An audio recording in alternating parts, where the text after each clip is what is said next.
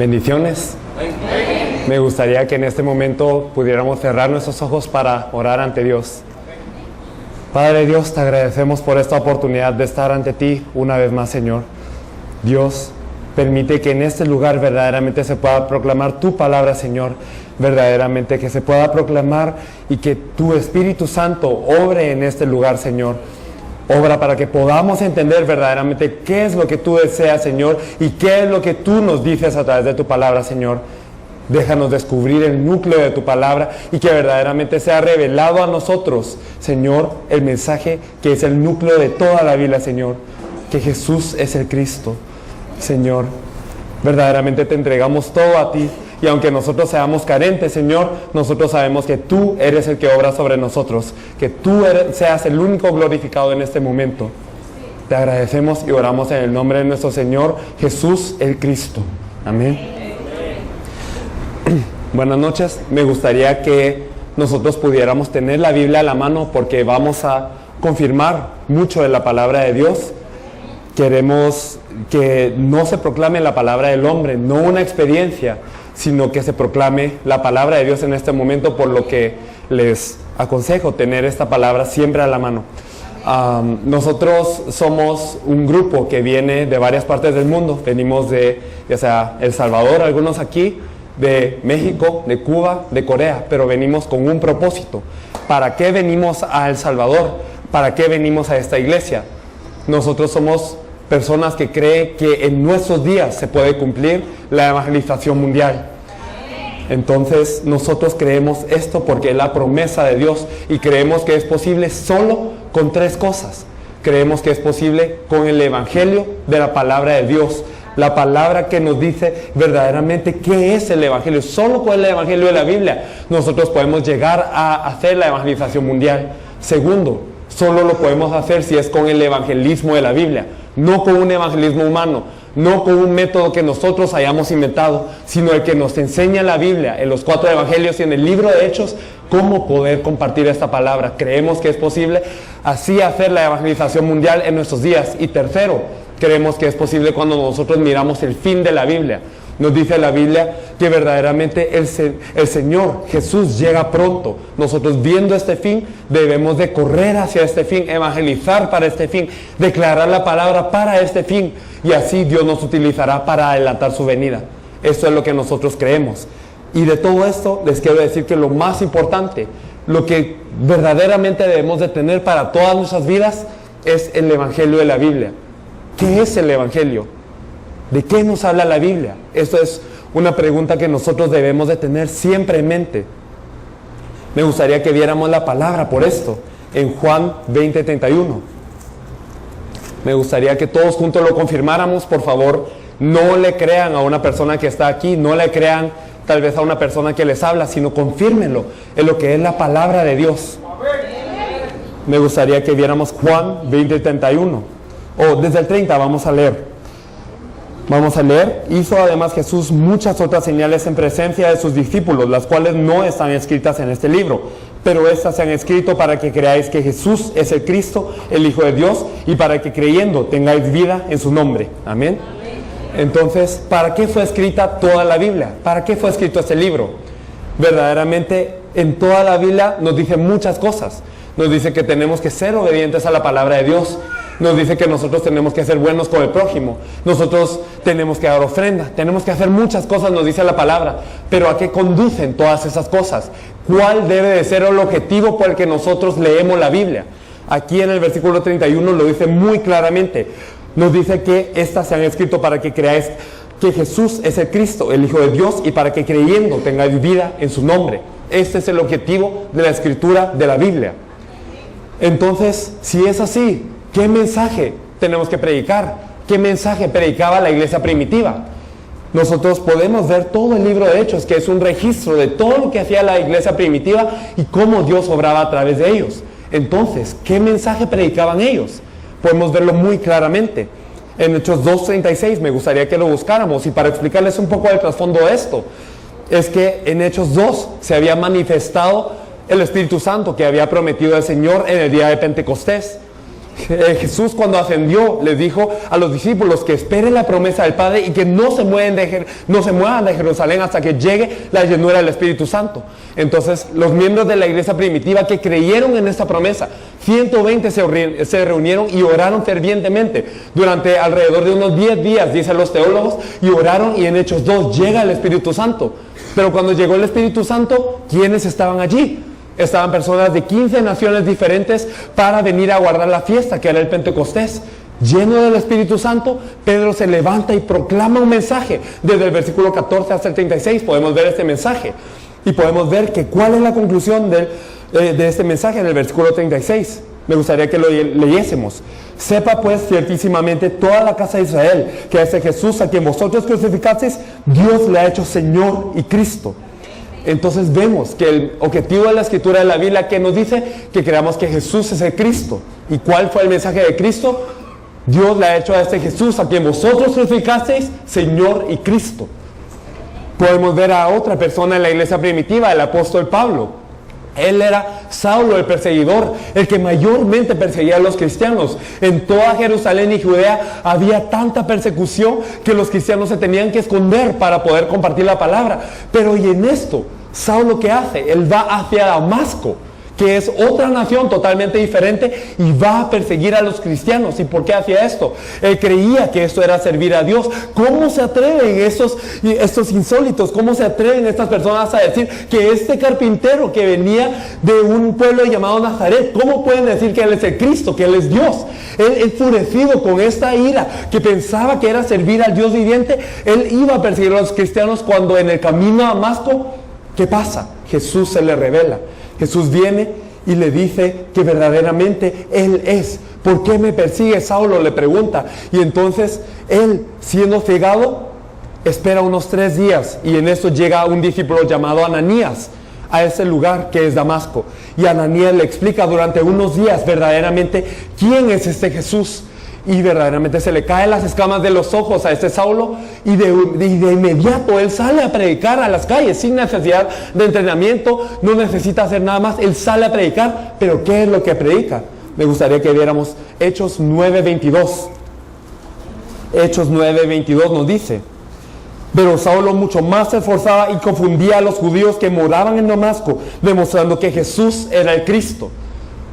Podemos luego ver Hechos 17, del 2 al 3, que ya habían pasado alrededor de 15 años desde este acontecimiento en donde Saulo se había encontrado con Jesús, y él durante mucho tiempo venía predicando un mensaje. Nosotros, cuando leemos los mensajes y cuando somos predicadores especialmente, hay una gran tentación a nosotros dar un mensaje que nos ha impactado, a dar un mensaje diferente, a dar un poquito de nuestro conocimiento que hemos aprendido un poco más. Pero ¿qué hizo Pablo en este momento? Podemos verlo en Hechos 17, 2 y 3. Y Pablo, como acostumbraba, fue a ellos y por 3 días de reposo discutió con ellos, declarando y exponiendo por medio de las Escrituras que era necesario que el Cristo padeciese y resucitase a los muertos, y que Jesús, a quien yo os anuncio, decía él, es el Cristo. Entonces nos decía otra vez, Jesús es el Cristo, y demostraba a través de todas las Escrituras. En este momento no tenían el Nuevo Testamento, era el Antiguo Testamento el que se usaba, y él, a través de todas las Escrituras, ¿qué es lo que él demostraba? Que Jesús era el Cristo. En Hechos 18:5 podemos verlo de nuevo, cuando él entra a Corinto, otra vez a predicar la palabra. ¿Qué es lo que dice? Y cuando Silas y Timoteo vinieron de Macedonia, Pablo estaba entregado por entero a la predicación de la palabra, testificando a los judíos que Jesús era el Cristo. Podemos ver que hay un mensaje consistente aquí: Jesús es el Cristo. Pablo no solo predicaba a los judíos y se quedaban al aire. Surgían discípulos que Dios había preparado, que verdaderamente recibían ese mensaje y lo hacían un mensaje propio. Dentro de esos discípulos podemos ver a Priscila y Aquila. Y estos Priscila y Aquila van a una sinagoga y están escuchando a alguien. Este alguien se llama Apolos, era alguien verdaderamente poderoso en las Escrituras y que enseñaba acerca del Señor. Pero Priscila y Aquila, cuando lo escuchaban, sentían: falta algo verdaderamente. Él solo conoce el bautismo de Juan, él no conoce verdaderamente quién es este Cristo. Entonces podemos verlo, que ellos llaman a este Apolos y le explican más exactamente esta palabra. Y podemos ver en el versículo 28 del mismo capítulo que es el mensaje de Apolos después de este encuentro con Priscila y Aquila. Podemos leerlo. Porque con gran vehemencia refutaba públicamente a los judíos, demostrando por las Escrituras que Jesús era el Cristo. Podemos ver entonces cuál fue el mensaje de la iglesia primitiva. Podemos ver el mensaje de Pedro. Podemos ver el mensaje de Pablo. Podemos ver el mensaje de todos los discípulos de Apolos. Podemos ver que ellos decían una cosa consistentemente: Jesús es el Cristo. Entonces, ¿qué significa esto? ¿Por qué Jesús es el Cristo? Hoy en día nosotros escuchamos a muchos cristianos, a muchos hermanos en la fe que dicen: yo creo en Jesucristo, alabanzas a Jesucristo. Y verdaderamente yo muchas veces me he preguntado: ¿qué significa Jesucristo? ¿Por qué es que nosotros llamamos a Jesucristo? ¿Sabemos nosotros acaso qué significa la palabra Cristo? Muchos creyentes que yo me he encontrado mientras he evangelizado, lamentablemente no lo saben. Muchos decimos: sí, Cristo es el Hijo de Dios, Él es el Salvador, Él es Dios quien vino a esta tierra, y sí, es correcto que Él es todas esas cosas, pero ¿qué significa que Él es el Cristo? Y más aún, ¿por qué nosotros tenemos que creer en el Cristo? ¿Qué era lo que movía a este Cristo, a este Dios, a enviar a su Hijo unigénito para que verdaderamente muriese por nosotros? ¿Por qué Él tenía que despojarse de toda su deidad? ¿Por qué Él tenía que venir como el Cristo a esta tierra? Sí, entonces esto es la pregunta que nosotros nos debemos de hacer hoy. Yo diciendo que soy cristiano, ¿será que sé qué significa Cristo? ¿Será que yo estoy conociendo a Jesús como verdaderamente Él desea que yo le conozca? Me gustaría que nosotros meditáramos un poco en esta pregunta. Y yo les digo, gracias, que para conocer la respuesta a esta pregunta nosotros debemos de regresar al hombre original. ¿Cómo es que Dios creó al hombre? Y es algo que nosotros podremos haber escuchado muchas veces, pero que tenemos que poner atención siempre. Me gustaría que viéramos en Génesis 1, 27 al 28. Génesis 1, 27 y 28 nos dice: y creó Dios al hombre a imagen de Dios lo creó, varón y hembra los creó, y los bendijo Dios y les dijo: fructificad y multiplicaos, llenad la tierra y sojuzgadla, y señoread de los peces del mar, en las aves de los cielos, en todas las veces que se mueven sobre la tierra. Entonces, ¿cómo es que Dios había creado al hombre? Dios en este momento, en el versículo 26 nos dice: hagamos al hombre a nuestra imagen, conforme a nuestra semejanza. Entonces Dios, que es trino, dialogó entre sí. Él mismo se habló y dijo: hagamos al hombre a nuestra imagen y semejanza. Al crear al hombre, ¿de qué forma lo hizo? Lo bendijo Dios y le dijo que fructificara, que se multiplicara, que se juzgara y que verdaderamente señoreara sobre toda la creación. Lo hizo como un ser de bendición. Podemos ver más aún en el Salmo 8, de 4 al 8. Me gustaría que lo buscáramos solo para que lo confirmáramos en la Biblia. El Salmo 8. Gracias. No, está bien. El Salmo 8, del 4 al 8, nos dice: digo, ¿qué es el hombre para que tengas de él memoria? Y el hijo del hombre para que lo visites. Le has hecho poco menor que los ángeles y lo coronaste de gloria y de honra. Le hiciste señorear sobre las obras de tus manos. Todo lo pusiste debajo de sus pies. Ovejas y bueyes, todo ello. Y asimismo las bestias del campo, las aves de los cielos y los peces del mar. Todo cuanto pasa por los senderos del mar. Amén. Entonces nos dice en el versículo 5: le has hecho poco menor que los ángeles. Si nosotros miramos en el hebreo original, nos dice: le has hecho poco menor que Dios. Entonces los teólogos diciendo: ¿cómo puede ser esto? Suena como blasfemia. ¿Cómo le has hecho poco menor que Dios al hombre? Entonces esto es lo que nos decía originalmente en el hebreo, y más aún nos dice: y lo coronaste de gloria y de honra.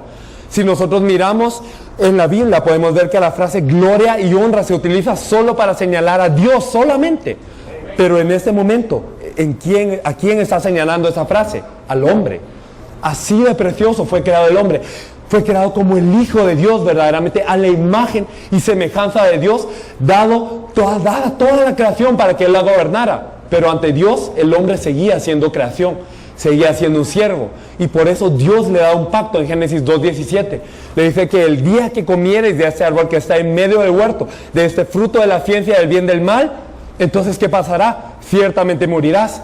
Y no es una promesa de maldición. No es una promesa que nosotros tenemos que tener como carga, sino nos había dicho: de todos los otros árboles puedes comer, de todo lo demás que yo te di puedes disfrutar, Pero para que tú sepas que yo soy Dios, que tú eres creación, que yo soy tu creador y que tú tienes mi imagen, que puedes gobernar sobre todo siempre y cuando reconozcas esto. Para esto yo te doy un mandato, te doy un pacto, una promesa.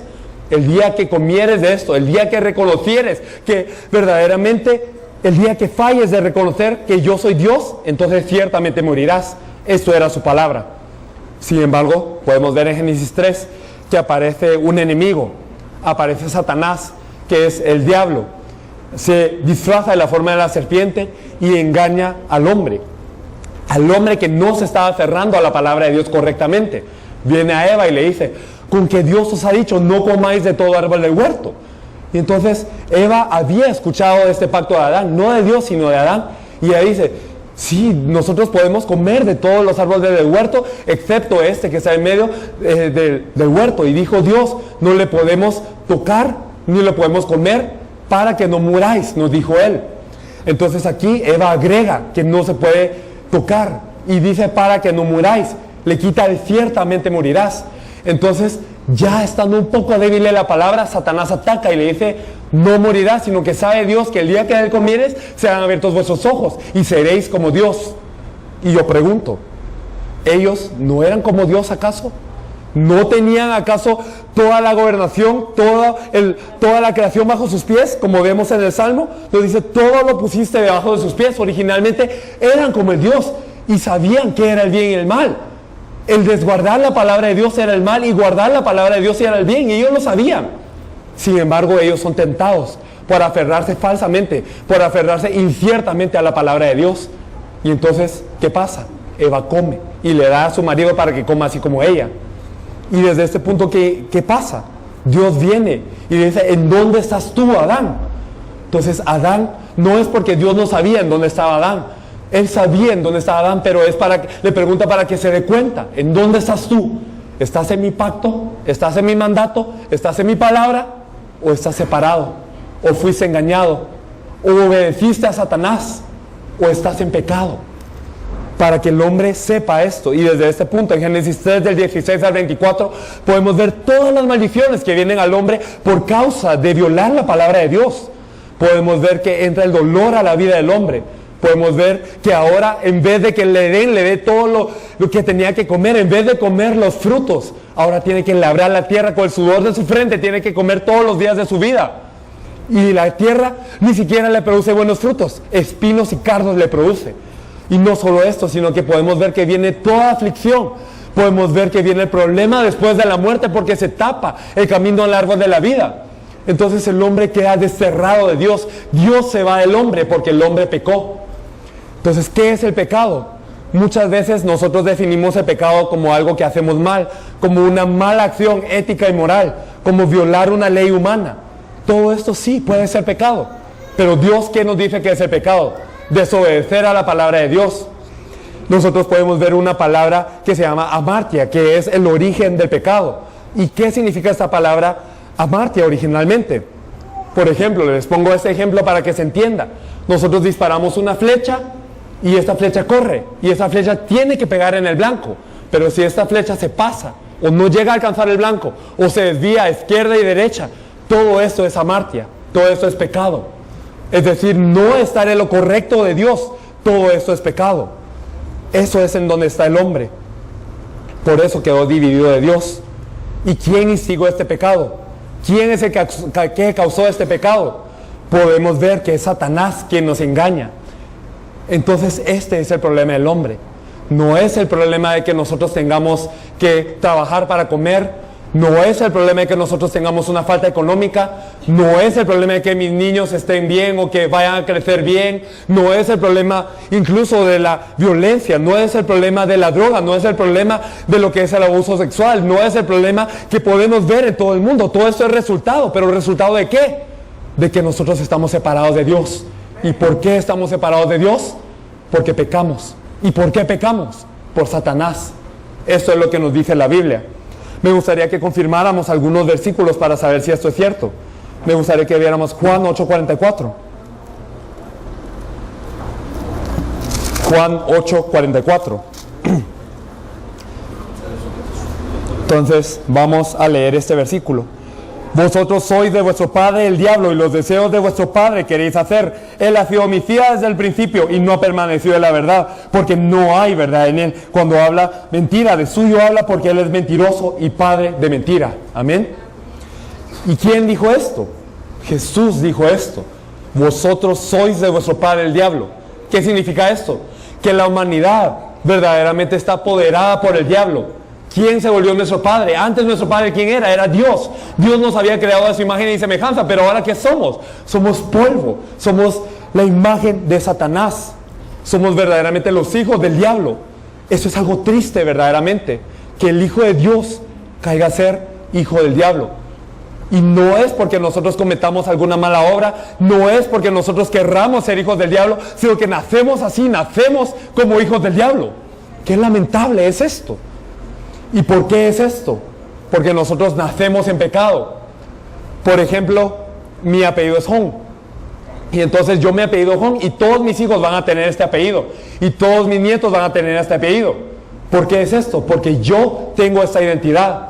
De la misma forma, el hombre, ¿por qué es pecador? Porque nuestra identidad como sí es la de un pecador, y cuando damos a luz a los hijos, ellos también son pecadores, no porque ellos hayan cometido un pecado voluntario, sino porque nacen en el pecado original, nacen separados de Dios, nacen hijos de Satanás. De esta forma podemos ver que esto continúa y toda la humanidad es así. Me gustaría que viéramos Isaías 59 del 1 al 2. Isaías 59 del 1 al 2.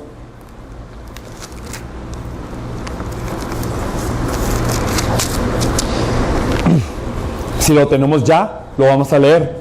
He aquí que no se ha cortado la mano de Jehová para salvar, ni se ha agravado su oído para oír. Pero vuestras iniquidades han hecho división entre vosotros y vuestro Dios, y vuestros pecados han hecho ocultar de vosotros su rostro para no oír. ¿Qué nos quiere decir esto? Que lo único que nos puede dividir de Dios, que lo único que nos puede separar de aquel que nos creó, del Creador, de aquel que nos ama, que lo único que nos puede dividir, el pecado. Nuestras iniquidades. Y no es que su mano no sea poderosa, no es que no nos pueda salvar, sino que verdaderamente nuestras iniquidades han hecho división entre nosotros y nuestro Padre. Dios oculta su rostro. ¿Por qué? ¿Por qué Él tapa sus oídos para no oírnos? Porque estamos en pecado. Dios es santo, Dios es un Dios de justicia, Dios es un Dios de santidad, y no puede estar con el pecador. Por eso Él se va del hombre en el momento en el que nosotros pecamos. Qué triste es esto. Entonces podemos ver que nosotros, al no estar con Dios, carecemos de todo. El hombre se vuelve un ser inútil, se vuelve polvo. Nosotros podemos ver a los peces que tienen que estar dentro del agua para vivir, ¿verdad? Cuando los peces están dentro del agua no tienen ningún problema. Son felices, son normales, son libres, se pueden mover, pueden respirar, pueden estar bien. No hay nada de qué preocuparse. De la misma manera, cuando el hombre está en Dios, no tiene nada de qué preocuparse. Era alguien fructífero, era alguien que se multiplicaba, era alguien que sojuzgaba sobre toda la creación, era alguien que reinaba sobre todo, era alguien que, más que eso, estaba en comunión con el Padre.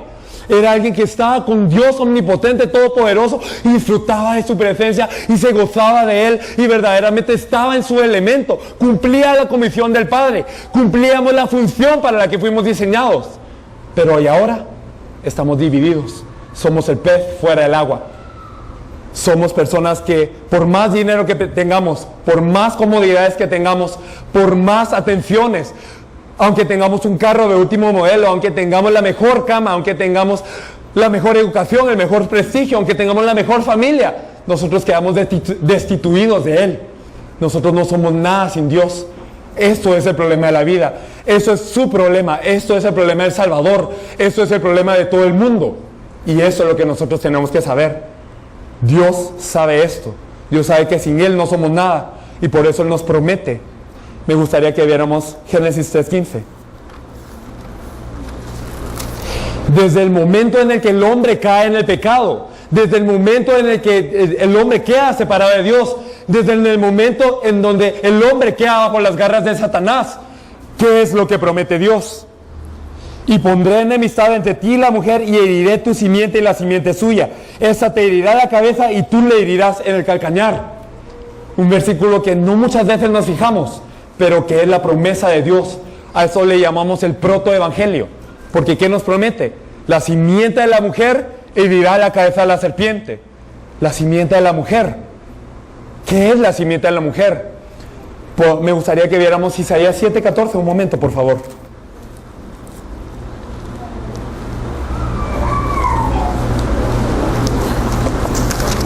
Isaías 7:14, lo leeremos. Por tanto, el Señor mismo os dará señal. He aquí que la Virgen concebirá y dará a luz un hijo y llamará su nombre Emmanuel. Aquí podemos ver, la Virgen concebirá, la simiente de la mujer. ¿Por qué no puede ser la simiente del hombre? Porque todos los hombres tienen pecado. Por eso es que Dios tiene que hacer que se conciba de una virgen, que verdaderamente sea concebido del Espíritu Santo, que sea sin pecado, sin mancha. ¿Para qué? Aquí nos dice que llamarán su nombre Emmanuel, Dios con nosotros. Me gustaría que pudiéramos ver primera de Juan 3:8 también, un momento.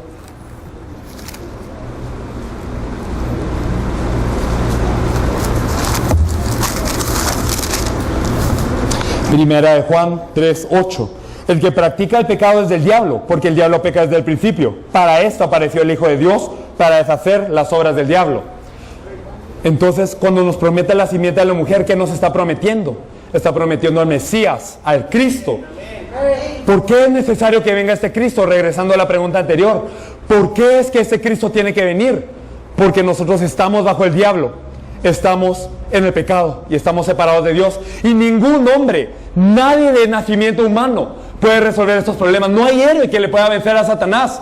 Satanás es el que ha enviado a toda la población humana al infierno hasta este punto. No hay quien pueda resolver su propio pecado.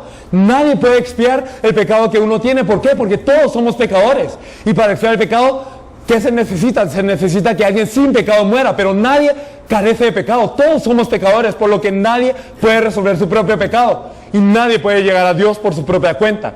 Nadie puede llegar a Dios con su propio esfuerzo. Nadie puede llegar con su propia labor. Nadie puede llegar siendo bueno. Todos estamos divididos de Dios, todos estamos destituidos de su gloria.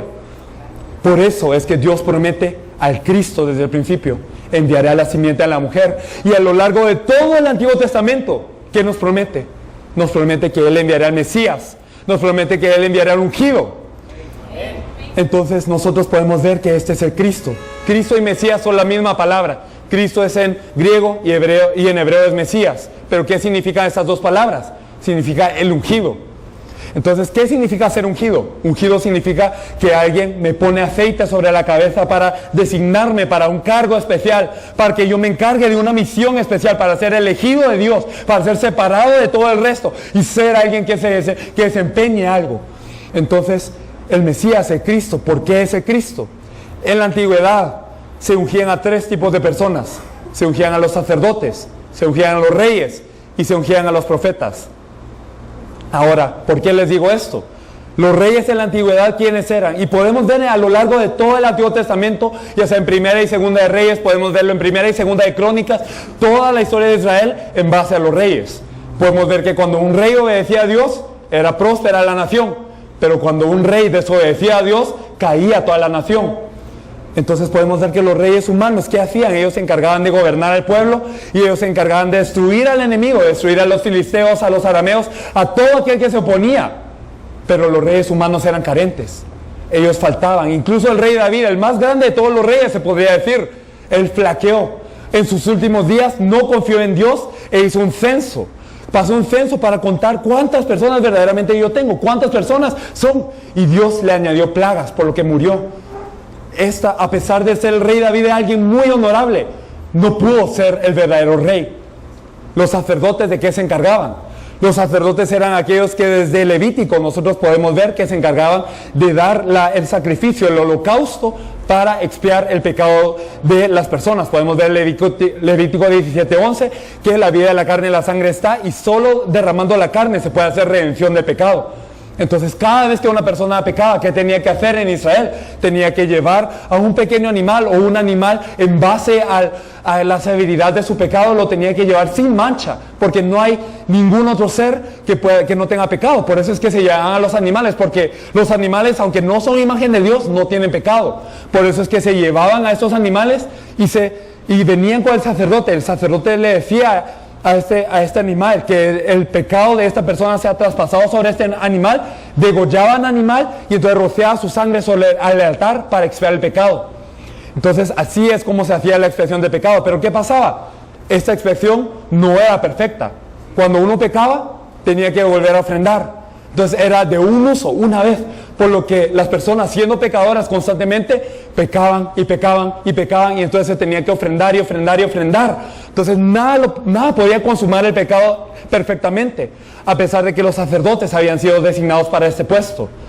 Y los profetas, ¿qué era lo que hacían? Podemos ver que Moisés fue el primer profeta.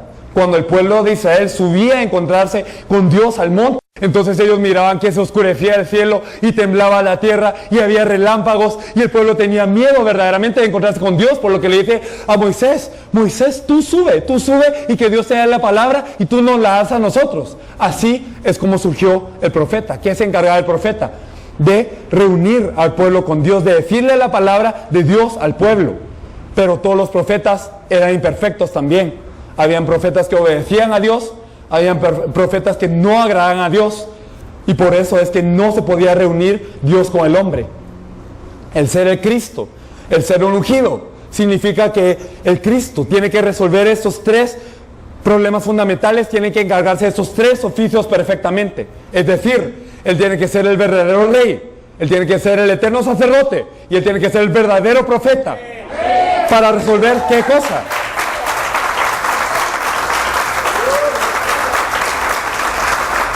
¿Por qué Él se tiene que encargar de estos tres puestos? Como lo había dicho anteriormente. Satanás, nuestro eterno enemigo, nos sigue acechando y nada nos puede liberar de él. El pecado que ya hemos cometido nos sigue agobiando y nada puede perdonar el pecado. Y estamos separados de Dios, por lo que nada nos puede reunir con Él. Entonces, el Cristo tiene que venir como el verdadero rey, que destruye toda potestad de Satanás. Tiene que venir como el verdadero sacerdote, que expía todo nuestro pecado. Y tiene que venir como el verdadero profeta, que nos reúne con Dios de una vez y por todas.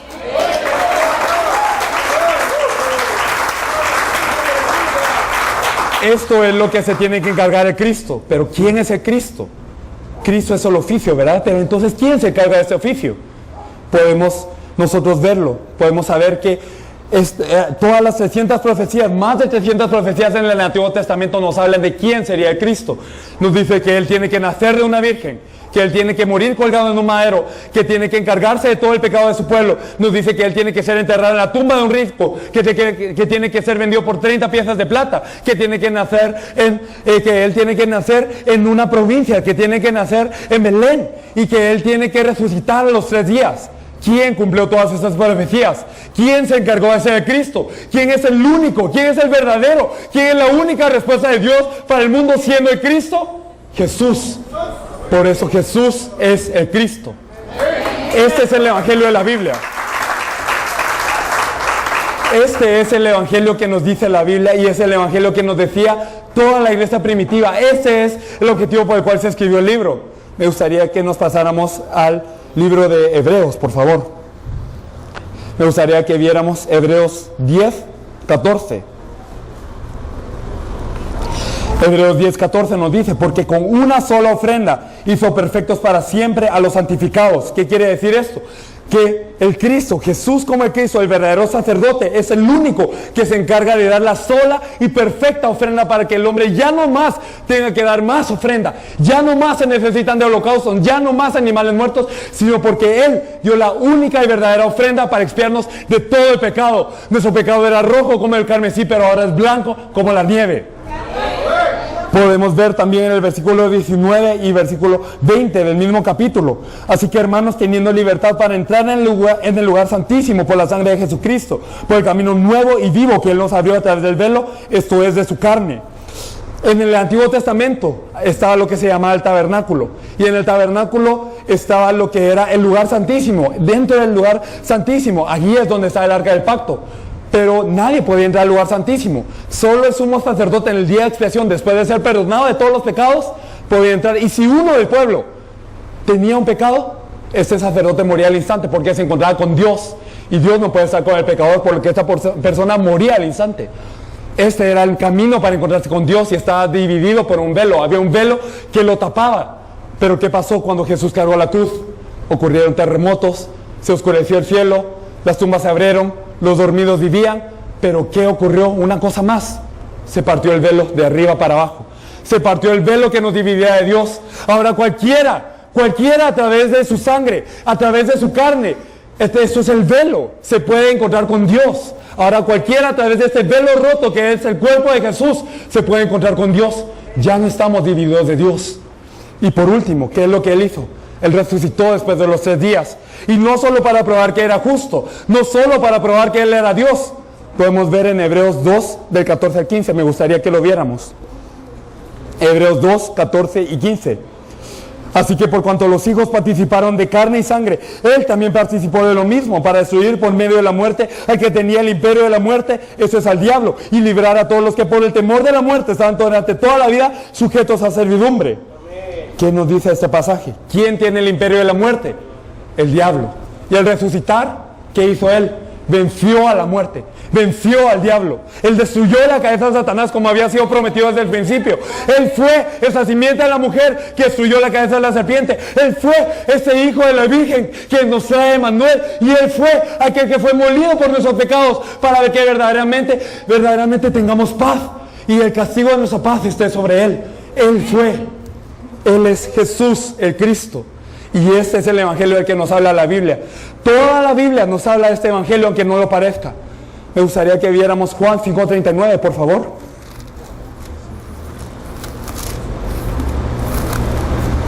Juan 5:39.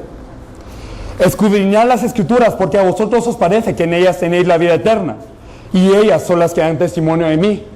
Como les contaba, las Escrituras eran el Antiguo Testamento, y Jesús les dice a los fariseos: ustedes saben, ustedes creen que en ellas tienen vida, en las Escrituras, por eso escudriñenlas. ¿Por qué? ¿Por qué tienen que ver la Biblia? ¿Para qué tienen que leer la Biblia? ¿Para qué está el Antiguo y el Nuevo Testamento? Ellas dan testimonio de mí, dijo Jesús. Todas estas dan testimonio de Jesús. Eso es lo que tenemos que creer. Nosotros, mucho tiempo, hemos estado confundidos. Mucho tiempo nosotros hemos estado creyendo que el ser cristiano se trata de hacer buenas obras. Se trata de venir a una iglesia y cantar un rato, saltar un rato, estar sentados un rato y después irnos sin ningún cambio. Hemos estado engañados pensando que nosotros, creyendo simplemente que existe Dios, que yo soy cristiano porque sé que hay un Dios. Hemos creído esto. Hemos creído que por hacer buenas obras, hemos creído que por simplemente leer un poquito la Biblia somos salvos, pero no es así el caso. Me gustaría que leyéramos 1 de Juan 5:1. 1 de Juan 5:1, por favor.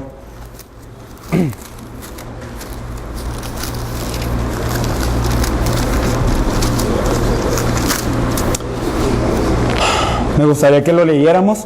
Todo aquel que cree que Jesús es el Cristo es nacido de Dios, y todo aquel que ama al que engendró, ama también al que ha sido engendrado por Él. ¿Qué nos dice esta palabra? Todo aquel que cree que Jesús es el Cristo es nacido de Dios.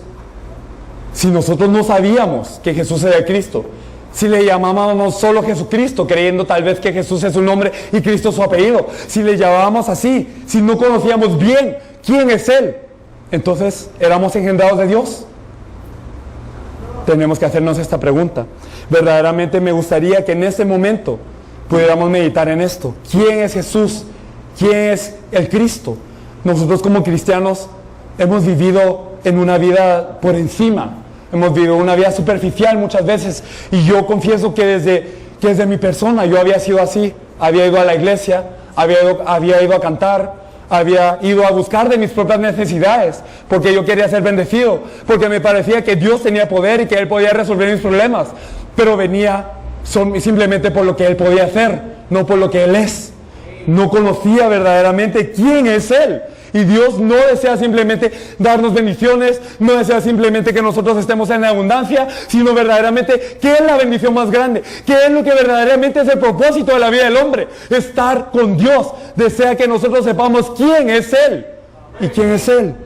Verdaderamente muchos de nosotros nos tenemos que arrepentir si hemos conocido a un Jesucristo por encimita, si hemos conocido a un Jesucristo solo por llamarle, solo para recibir bendiciones, solo para buscar ser saciados, solo para solo para los 5 panes y los 2 pececillos, simplemente por los milagros, por las sanidades, porque Él tal vez me lleva al cielo, porque me siento bien entre los hermanos, porque ha sido mi tradición de la familia venir a la iglesia. Verdaderamente lo debemos de conocer a Él. Muchas veces no tenemos interés en quién es Él, sino en qué es lo que Él implica, pero no en quién es Él. Muchas veces he sentido vergüenza de llamarme a mí mismo cristiano sin conocer esta verdad. Y verdaderamente conociéndolo a Él como el Cristo. Le reitero de nuevo, Jesús, ¿por qué es el Cristo? Porque Él es el único que ha resuelto el problema de Satanás, del pecado y de la separación de Dios, que es nuestro problema fundamental. Ese es todo el problema que tiene el hombre. A raíz de esto vienen todos los demás problemas. ¿Por qué soy violento? ¿Por qué tengo problema mental? ¿Por qué tengo problema físico? ¿Por qué tengo problema de la economía? ¿Por qué tengo problema de la salud? ¿Por qué tengo problema de los hijos? ¿Por qué tengo problema de la familia? ¿Por qué tengo problema de después de la muerte? ¿Por qué temo a la muerte? ¿Por qué tengo insomnio? ¿Por qué yo tengo inseguridad? ¿Por qué yo no puedo creer? Es porque estoy bajo esos 3 problemas. Y estando bajo esos 3 problemas, nada puede resultar en la vida bien. Pero Jesús el Cristo resolvió estos 3 problemas y por ende acabó con todos los problemas ya de la vida. Entonces, al acabar con todos los problemas de la vida, ¿qué nos dice esto? Muchos al escuchar esto me pueden preguntar, entonces usted no tiene problema del dinero, usted tiene mucho dinero, usted es elocuente y no tiene problema interpersonal, usted no tiene ningún problema con su familia. Y yo les digo, esos problemas siguen ahí. Yo todavía tengo que pagar la renta, tengo que pagar la luz, tengo que pagar el agua, tengo algunos problemas interpersonales, yo no soy perfecto, sigo pecando, yo no soy alguien que se pueda decir que es un modelo ejemplar de todo, pero verdaderamente yo sé que cuando me dice que Él ha resuelto todo mi problema, en Juan 19:30 me dice consumado es, entonces consumado es, yo lo creo de esta manera. ¿Por qué? Porque verdaderamente Dios que está en el cielo, Dios no simplemente está en el cielo, sino está conmigo. Y yo estoy con Dios, y cuando estoy con Dios, nada es un problema. Pero yo no vengo a buscar de su bendición, yo no vengo a buscar de los beneficios que Él me pueda dar. Yo no vengo por la vanagloria de la vida. Yo vengo porque Él verdaderamente es el Cristo y es la respuesta única de todo el mundo. Esto es verdaderamente lo que yo les quiero compartir. Este es el Evangelio de la Biblia. Y me gustaría leer otro versículo. 2 Corintios 5, 15 al 17, por favor.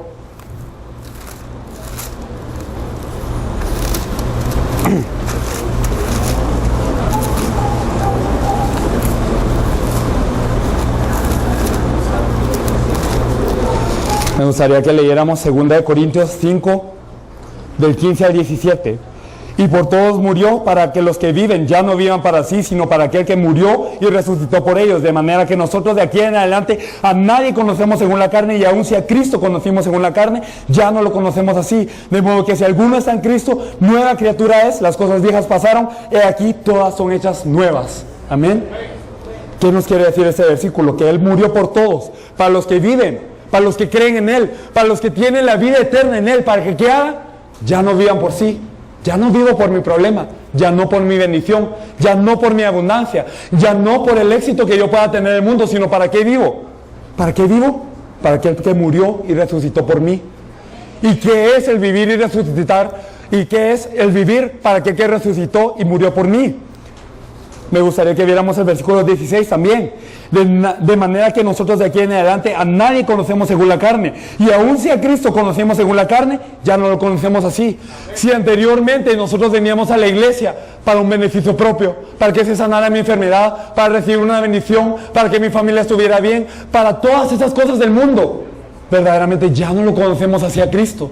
Si lo conocemos no como la carne, si lo conocemos según el Espíritu y vivimos por Él.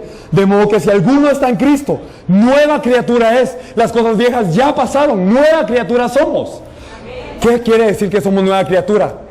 El nosotros de antes, el nosotros cargado, el nosotros que se afamaba, el nosotros que vivía en una religiosidad, que vivía buscando a Jesús como si fuera un ídolo más para que Él me resolviera el problema, para que verdaderamente yo ya no tuviera más problema, para que yo tuviera una bendición y siguiera viviendo de acuerdo a mis propias ambiciones. Este yo ya pasó y soy hecho nueva criatura.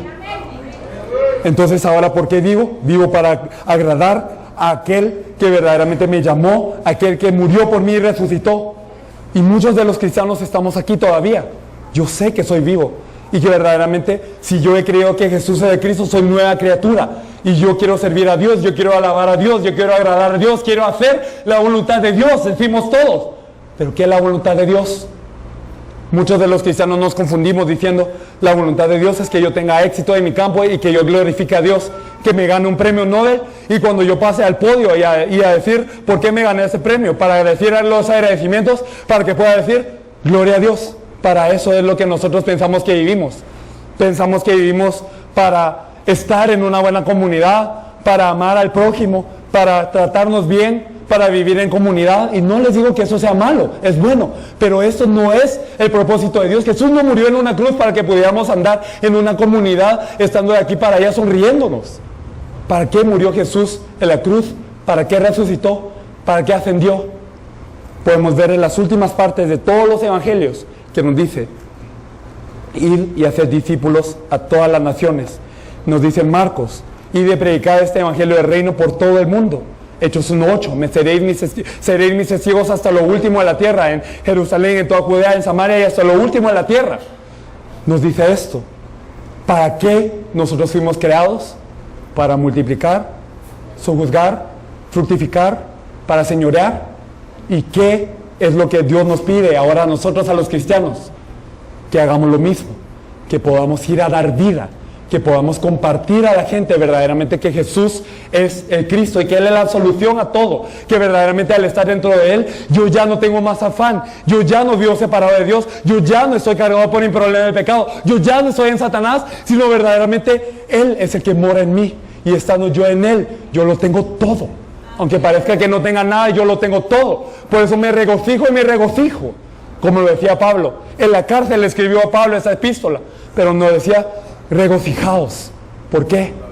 Porque todo lo podemos en Cristo que nos fortalece. Y este todo, ¿para qué tiene que ser dirigida nuestra vida? ¿Qué es lo que Dios desea en nosotros verdaderamente? La evangelización mundial en nuestros días. Me gustaría también que leyéramos un par de versículos más. No sé si me he pasado ya el tiempo, pero me gustaría que pudiéramos profundizar en este tema. Al nosotros ser nueva criatura, al nosotros tener este evangelio y entender precisamente quién es Jesús, por qué Él es el Cristo, por qué yo necesito al Cristo y verdaderamente cómo Él es el Cristo en mi vida. Y al tener a Cristo, ¿qué debo de hacer? Somos nueva criatura. Entonces, ya habiendo entendido esto, me gustaría compartir un poco más de lo que es el evangelismo en la Biblia.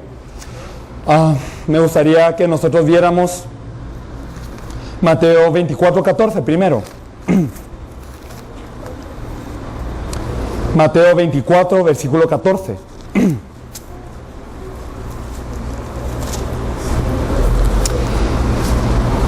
Si lo tenemos, me gustaría que lo leyéramos.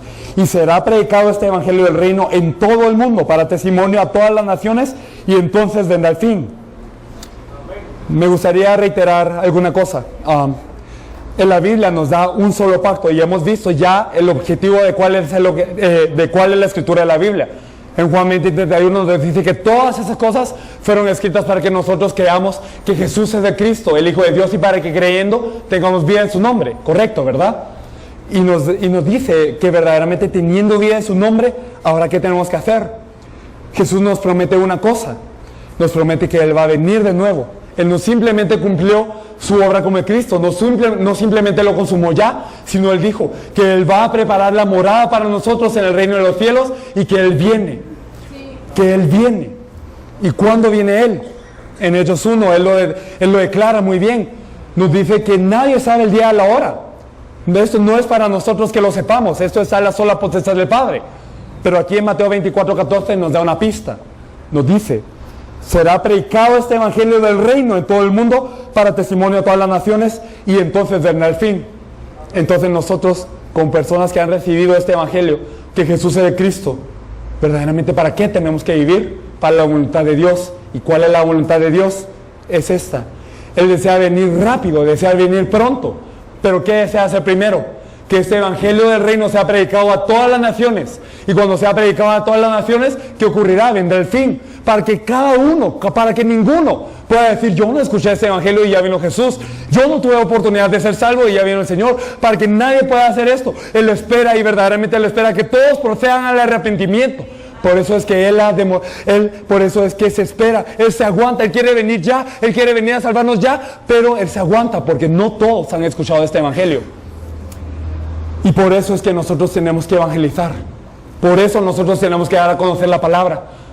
No simplemente porque las demás personas tienen que recibir este evangelio. Sí, eso es cierto, ellos tienen que ser salvos. Pero ¿para qué más? Porque esa es la voluntad de Dios. Esa es la voluntad que Dios desea en esta época, salvar a todos. ¿Y cuándo se cumple esto? ¿Cuándo? ¿Será después de 100 años? ¿Después de 1000 años? ¿Después de 5000 años?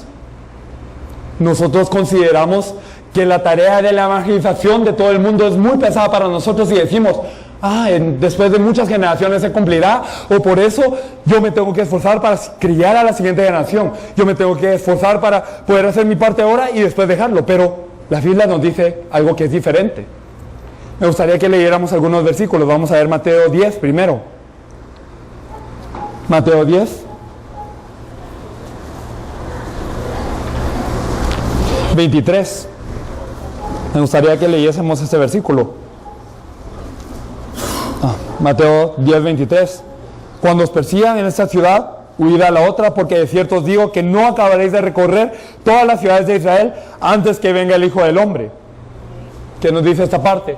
No acabaréis de recorrer todas las ciudades de Israel antes que venga el Hijo del Hombre. Jesús desde el principio de su ministerio ya estaba hablando de que Él iba a volver a venir. No es algo que se inventó a medias. No es algo que nos dijo después. Desde el principio Él sabía que iba a venir cuando el evangelio haya sido dado a todas las naciones. Pero Él nos dice que Él no acabaremos de recorrer todos los reinos de Israel antes que venga el Hijo del Hombre. Él viene pronto. Me gustaría que viéramos otro versículo en Mateo 16, 26. Perdón, el versículo 28. Leamos desde el 27. Porque el Hijo del Hombre vendrá en la gloria de su Padre con sus ángeles, y entonces pagará a cada uno conforme a sus obras. Amén. Eso es cierto. ¿Y qué más nos dice? De cierto os digo, que a algunos de los que están aquí, que no gustará la muerte, hasta que hayan visto al Hijo del Hombre viniendo en su reino. ¿Qué le dijo a sus discípulos? Ustedes, algunos de los que están aquí, no van a gustar la muerte, no se van a morir antes de que venga el Hijo del Hombre en todo su reino. ¿Qué quería decir esto? Que Él iba a venir en sus días, que Él iba a venir en sus vidas. Verdaderamente que la evangelización mundial, el predicar el evangelio del reino a todas las naciones, iba a ocurrir ¿cuándo? ¿Después de 10 años? ¿Después de unos 100 años? ¿Después de unos 500? No, antes de que guste la muerte. Esto es la palabra de Dios, es la promesa de Dios. Y los discípulos que se aferraban a esto, verdaderamente corrían, y verdaderamente ellos decían, ya viene viene el Señor pronto, y ellos compartían verdaderamente con ese corazón de que ya viene el Señor, y tú tienes que saber que viene el Señor, y tú tienes que saber que viene el Señor, que Él verdaderamente es el Cristo, Él es el Mesías que esperábamos desde la antigüedad, Él es aquel que resuelve todos los problemas. Los discípulos tenían esta urgencia, ellos sabían que el Señor venía pronto. Y por eso es que ellos compartían sin importar de que los persiguieran, sin importar de que los flagelaran, los azotaran, de que los persiguieran, de que los pusieran en coliseos para morir a la boca de los leones, de que los atravesaran con lanzas, de que ellos los decapitaran, de que los crucificaran al revés. No les importó. Ellos compartieron que Jesús era Cristo. Pero ¿qué podemos ver? Podemos ver que toda la iglesia se esforzó en esto, pero el Señor no vino durante sus días. Pasaron 2015 años desde el Señor, y el Señor no ha venido. Y muchos se ponen a pensar, esta es la palabra de Dios, esta es una promesa. Y si es la palabra de Dios, es absoluta y se tiene que cumplir. Pero ¿por qué no ha venido? ¿Por qué los discípulos murieron y Él no vino? ¿Por qué Jesús le dijo que Él vendría antes de que gustase la muerte y por qué no vino? ¿Por qué? Porque este evangelio del reino no ha sido predicado a todas las naciones. Entonces, ¿a quién le está diciendo esto? ¿A quién le dice que a los que están aquí que no gustará la muerte hasta que hayan visto al Hijo del Hombre viniendo en su reino? ¿A quién se lo promete? ¿A quién le da este pacto de la evangelización mundial en nuestros días? ¿A quién se lo da? a aquellos que creyeron que Jesús es el Cristo y que verdaderamente desean compartir este evangelio del reino a todas las naciones que se mueven por eso, que toda su vida está en torno a esto. A él, a esa persona se le promete esto, a estos discípulos, porque la palabra de Dios es vigente para nosotros también. Entonces, ¿cómo podemos hacer la evangelización mundial? Tenemos que reunir a un montón, tenemos que hacerlo así como se nos dé la gana. No, Dios es tan bueno, Dios es tan benevolente, que hasta para eso nos da un mapa. Podemos ver en los 4 evangelios y podemos ver también en el libro de los Hechos cómo es que ocurrió el evangelismo en la iglesia primitiva y cómo Dios desea que nosotros hagamos el evangelismo. No sé cuánto tiempo tenemos. ¿Ya? Me gustaría compartir más y más y más, pero verdaderamente estamos limitados en el tiempo. Pero en este tiempo creo que terminamos a la hora de Dios, como dijo el pastor, no en nuestra hora, sino a la hora de Dios. Y deseo que ustedes sepan una cosa, aunque se les olvide todo lo que hablamos ahora, que no se olviden de una cosa. No es simplemente Jesucristo, no es simplemente Jesús el Señor, no es simplemente Jesús el Salvador, es el Cristo.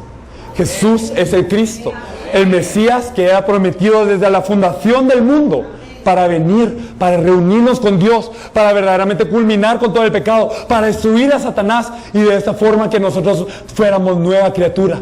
Que ahora todos los problemas que tenemos no son problema. ¿Por qué? Porque estamos con Dios. Y si estamos con Dios, ¿para qué tenemos que vivir? Tenemos que vivir para la voluntad de Dios. ¿Y cuál es la voluntad de Dios? Que se cumpla su reino, que se pueda compartir este evangelio, que Jesús es de Cristo, a todas las naciones. Y entonces Él vendrá de nuevo. Un último versículo, yo sé que ya hemos visto mucho, pero un último versículo que me gustaría compartir con ustedes. Apocalipsis 20. Vamos a ver Apocalipsis 22, versículo 20.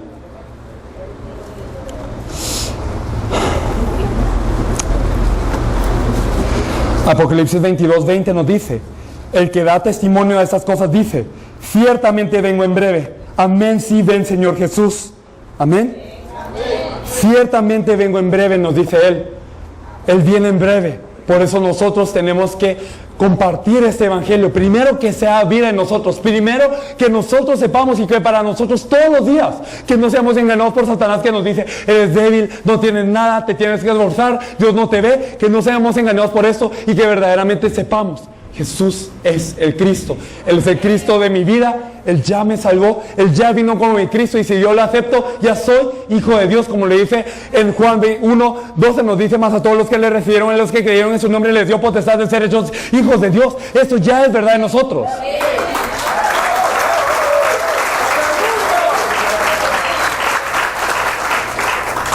Doy gloria a Dios en esta noche porque me permite compartirles esta palabra. Y yo sé que hay mucha probabilidad de que ya no nos volvamos a ver. Puede ser que sea mi última vez compartiendo, pero yo compartí esta palabra porque es la respuesta de mi vida, porque es lo que verdaderamente el Padre me ha revelado por su gracia y misericordia, y esto es lo que deseo que verdaderamente también se ha revelado a ustedes. Espero que la revelación del Padre, porque esto no se entiende con carne ni sangre, sino que Dios lo revela con su revelación, que verdaderamente sepan que Jesús es el Cristo, que es la verdad absoluta de toda la Biblia y de todo el mundo, y que verdaderamente sea vida en ustedes y que juntos podamos correr para la evangelización mundial. Hablaremos con el pastor en breve para seguir compartiendo, y espero que esto les haya quedado como el pacto de su corazón. Sé que tal vez haya sido algo carente en explicar, que en algunas partes yo no fui muy claro, pero eso espero que verdaderamente se lo revele el Padre, que Jesús es el Cristo. Les agradezco mucho por esta oportunidad. Me gustaría orar para poder concluir este mensaje. Oremos todos juntos. Dios Padre viviente, te agradecemos. Jesús, tú eres el Cristo, el Hijo del Dios viviente. Confesamos esta verdad sobre la cual tú edificas la iglesia. Confesamos que sobre esta roca, que es la confesión que tú eres el Cristo, el Hijo del Dios viviente, se debe levantar tu iglesia, la iglesia, Señor. Confesamos que ahora las puertas del Hades no prevalecen contra ellas, y que a nosotros nos han sido dadas las llaves del reino de los cielos, Señor, verdaderamente creyendo en esta verdad, que tú eres el Cristo, el Hijo del Dios viviente.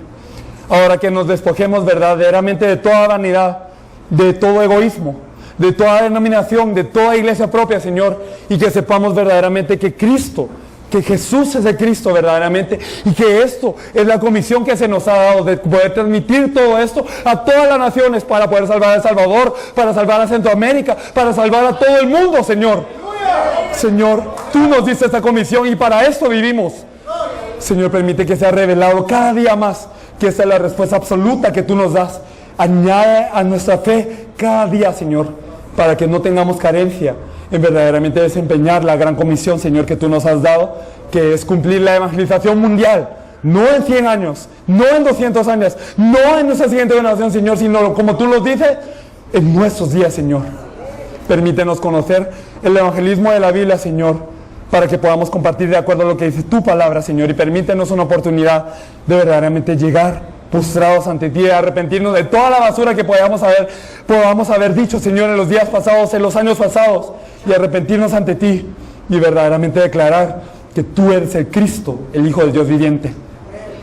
Oramos en el nombre de nuestro Señor Jesús, el Cristo, el solucionador de todo problema. Amén y amén. Bendiciones.